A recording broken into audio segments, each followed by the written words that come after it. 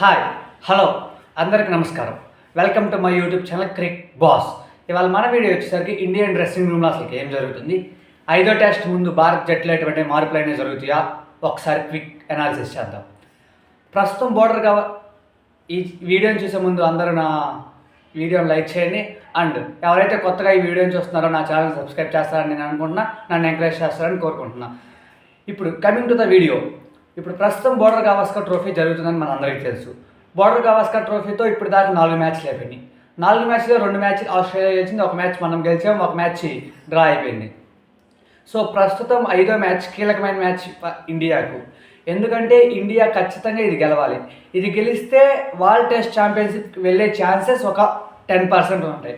10% అంటే అది కూడా మనం డైరెక్ట్గా గెలిచినందుకు వెళ్తామని మనం చెప్పుకోలేము. మిగిలిన ఆస్ట్రేలియా పర్ఫార్మెన్స్ మీద మనకి బేస్ అయి ఉంటుంది, ఆస్ట్రేలియా శ్రీలంక సిరీస్ మీద మనకి బేస్ అయి ఉంటుంది. సో ఈ కీలకమైన మ్యాచ్లో ఇండియా జట్లో ఎటువంటి చేంజెస్ అని జరుగుతాయా? సో ప్రస్తుతం టీమిండియా మేనేజ్మెంట్ ఎటువంటి చేంజెస్ చేసేటట్టు అనిపించట్లేదు, కానీ ఫోర్స్ఫుల్గా ఒక చేంజ్ చేయాల్సి వస్తుంది.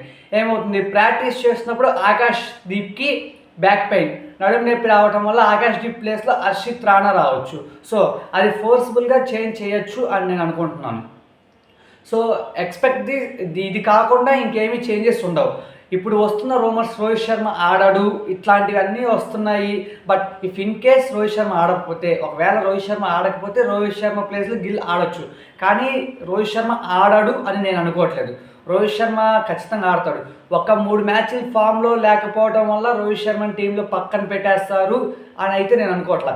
ఎందుకంటే Rohit Sharma is a great player. Rohit Sharma గురించి మన తెలిసిందే, మంచి ఎన్నో విజయాలను అందించాడు, ఎన్నో రికార్డులు కూడా కొట్టేశాడు. సో అలాంటిది రోహిత్ శర్మని తీసి పక్కన పెడతాడంటే నేను అనుకోవట్లేదు. కానీ గంభీర్కి బీసీసీఐ గట్టి వార్నింగ్ ఇచ్చింది. బీసీసీఐకి గంభీర్కి వార్నింగ్ ఇవ్వడం వల్ల గంభీర్ టీమ్ ప్లేయర్స్ గట్టి వార్నింగ్ ఇచ్చాడు. సో ఇలా జరగటం వల్ల ఏమవుతుంది, గంభీర్ నిన్న ప్రెస్ కాన్ఫరెన్స్లో రోహిత్ శర్మ ఆడతాడా అని అడిగితే ఏమో రేపు నేను పిచ్ రిపోర్ట్ని బట్టి రోహిత్ శర్మ ఆడతాడు లేదో చెప్తామన్నారు. ఇంకొకటి ప్రాక్టీస్ చేసినప్పుడు గంభీర్ చీఫ్ సెలెక్టర్ అజిత్ అగర్కర్ బుమ్రా దగ్గరకు వచ్చి మాట్లాడటం, ఇవన్నీ రోహిత్ శర్మ ఉండడు అనే ఊహాగానాలకి నిజం చేస్తుందని నేను అనుకుంటున్నాను. కానీ రోహిత్ శర్మని అయితే పక్కన పెట్టరు, చూద్దాం ఏం జరుగుతుందో. మరోవైపు ఆస్ట్రేలియన్ జట్లో ఒక్క చేంజ్ జరగవచ్చు. ఆ ఒక్క చేంజ్ ఏంటంటే, ఫామ్లో లేని మిచెల్ మార్ష్ ప్లేస్లో ఒక డెబ్యూటెంట్ వెబ్స్టర్ని తీసుకోవచ్చు. ఈ సిరీస్ కోసమే వెబ్స్టర్ని టీంలోకి సెలెక్ట్ చేశారు. సో తనకి రేపు అవకాశం ఇచ్చే ఛాన్స్ ఉంది. ఎందుకంటే వాళ్ళు ఆల్రెడీ 2-1తో లీడ్ ఉన్నారు. అదిగాక మిచెల్ మార్ష్ ఫామ్లో కూడా లేడు. ఫామ్లో లేని ప్లేయర్ని తీసేసి ఒక యంగ్స్టర్కి ఛాన్స్ ఇచ్చే అవకాశం ఉంది, వెబ్స్టర్కి. సో మన ఇండియాలో అయితే ఓన్లీ చేంజ్ ఆకాష్ దీప్ ప్లేస్లో హర్షిత్ రాణా రావచ్చు. ఇంకొకటి వస్తున్న వార్తలు అంటే రోహిత్ శర్మ ఆడాడు, రోహిత్ శర్మ ఉండడు, రోహిత్ శర్మ కెప్టెన్సీ బుమ్రాకి ఇచ్చేస్తారు. Yes of course captaincy Rohit Sharma బుమ్రానే చేస్తారు, కానీ రేపు టెస్ట్ మాత్రం రోహిత్ శర్మ ఖచ్చితంగా ఆడతాడు అని మనం అనుకుందాం, ఆడాలి అని అనుకున్నాం కూడా.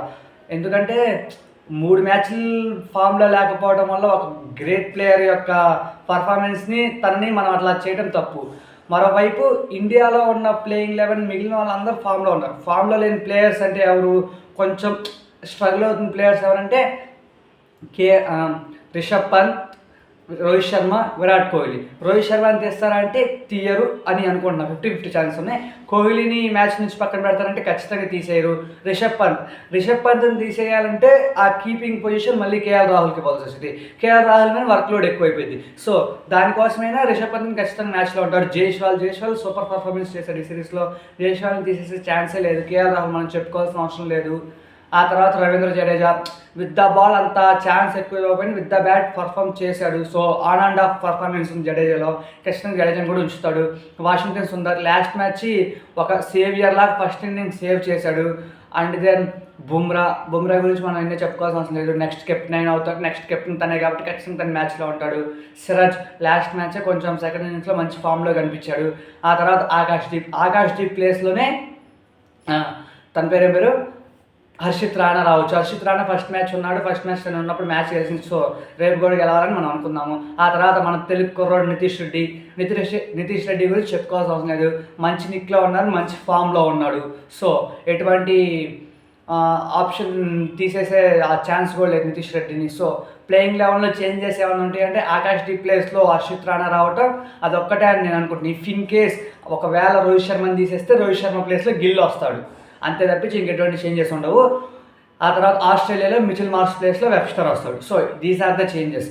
డ్రెస్సింగ్ రూమ్ మొత్తం మంచి గరంగా ఉంది. సో రేపు మ్యాచ్ ఖచ్చితంగా ఇండియా మంచి ఎనర్జెటిక్గా ఆడి మ్యాచ్ ఖచ్చితంగా గెలుస్తారని అందరం కోరుకుందాం, అందరం గెలవాలని కోరుకుందాం.